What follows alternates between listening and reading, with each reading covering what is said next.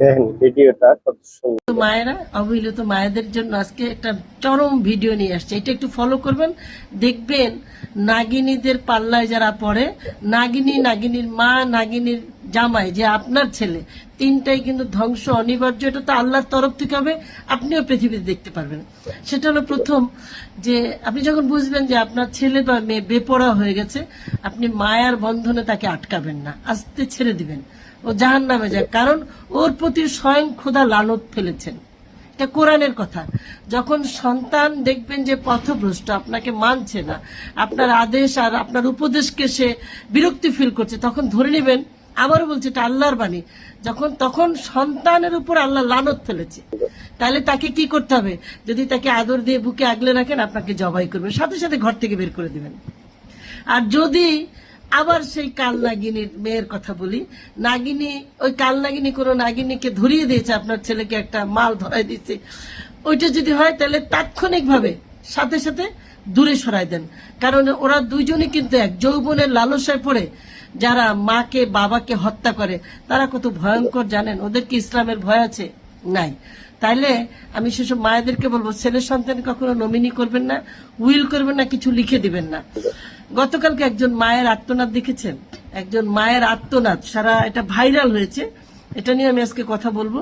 জামালপুরে এক মা, আমি একটু দেখাচ্ছি আপনাদেরকে, এক মা, এই দেখেন, কোরআন শরীফ বুকে নিয়ে, একটু ঝাপসা বোধ, এটা ভাইরাল হয়েছে, কোরআন শরীফ বুকে নিয়ে সন্তান জমি লিখে দিতে বলে, বাড়িটা মা দিবে না।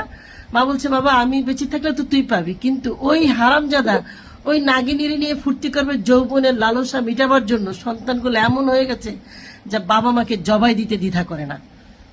আমি কি করি জানেন? আমার পরিবারের হোক, আমার বেলায় হোক, যদি আমার পরিবারের কেউ অবাধ্য সন্তান হয়, আমার কাছে তো এগুলো পাত্তা পায় না, সাথে সাথে ঘাটটা ধরে বের করে, লাথি দিয়ে বের করে দিবেন।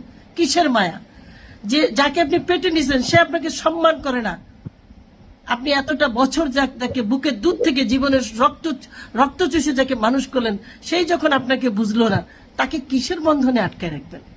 সে যদি যৌবনের বন্ধনে যেতে চায়, যেতে দিন, ছেড়ে দিন। কারণ ওই নাগিনী আর নাগিনীর মা ফয়সালা করবে, ঠিক ওদেরকেও সে আল্লাহ ধ্বংসের পথে নিয়ে যাবেন। মায়েরা ঘাবড়াবেন না। অনেকে আমাকে অনেক কিছু বলেন, যে আপা কিছু বলেন, কিছু লেখেন, বা আমার বেলায় কি হয়েছে। নো, আমি এরকম সাফার আর মা না। কারণ আমি সন্তান নিয়ে টুলু ডুলু করি না।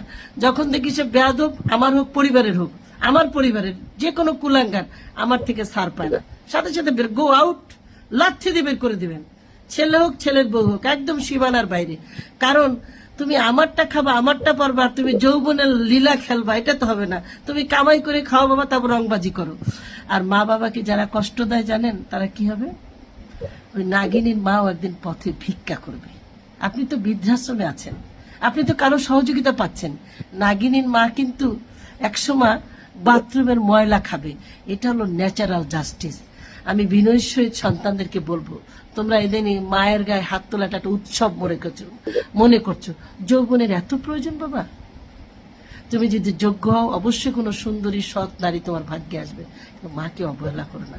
আবারও করজোরে অনুরোধ থাকলে আমার ভাইদের, সন্তানদের, তোমরা মাকে অবহেলা করেছো তো ধ্বংস অনিবার্য। আর মায়েদের প্রতি আমার স্যালুট। আমি মায়েদের জন্য একটা উদ্যোগ নিয়েছি।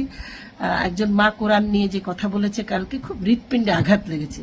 ঘাবড়াবেন না, সন্তানের ধ্বংস অনিবার্য। একটু পাষাণ হয়ে থাকেন, দূরে ঠেলে দেন, লাথি দিয়ে দূরে ঠেলে দেন। কিসের মায়া? কবরে তো আপনি একাই যাবেন, সন্তান তো যাবে না। তাহলে এই মিছে মায়ের দরকার কি? আপনি আল্লাহর সাথে প্রেম করেন, আল্লাহকে ভালোবাসেন। ফি আমানিল্লাহ। আবারও বলছি, দুঃখী মায়েদের প্রতি আমার অনেক সম্মান, অনেক শ্রদ্ধা। ফি আমানিল্লাহ। ভালো থাকবেন।